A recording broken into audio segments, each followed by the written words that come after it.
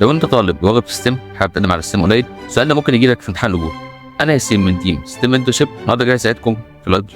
طب السؤال ده بمنتهى البساطه بيكون مديك زي جدول كده، طالب منك انك تكمل الجدول ده. فانت المفروض تحط الشكل اللي المفروض يكون موجود هنا من الاختيارات. لو جيت تبص على الجدول ده هتلاحظ ان كل صف موجود مرتين. شايف الصف ده هو موجود تاني يعتبر، بس مش بس هنا. لو جيت تفكر فيها تلاقي ان الدايره البيضاء دي موجوده هنا، وان الشكل اللي هو دايره بيضاء فوق وتحتيه خط موجود هنا.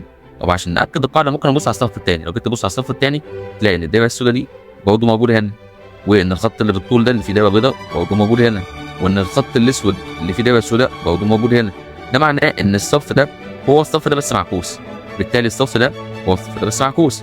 لو جينا نشوف بقى الشكل اللي فاضل هنقدر نقول ان الشكل اللي موجود هنا ده هو الشكل ده. لو جينا نبص على الاختيارات هنلاقي ان هو موجود هنا فعلا وموجود هنا، ومش موجود في الاثنين دول، نقدر نستبعده. نيجي بقى نبص على الاثنين اللي فوق دول هنلاقي ان هما الاثنين اللي فوق دول هما الاثنين دول، بس خد بالك من الترتيب.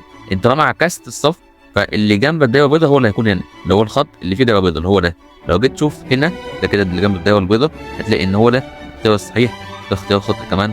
كده تكون ضمنت اول سؤال ليك اختيار القبول. حابب تشوف اسئله من دي تاني ما تنساش تعمل لنا سبسكرايب على الشانل، ودوس على اللينك اللي في الديسكربشن عشان تنضم لعيله ستيم منتورشيب.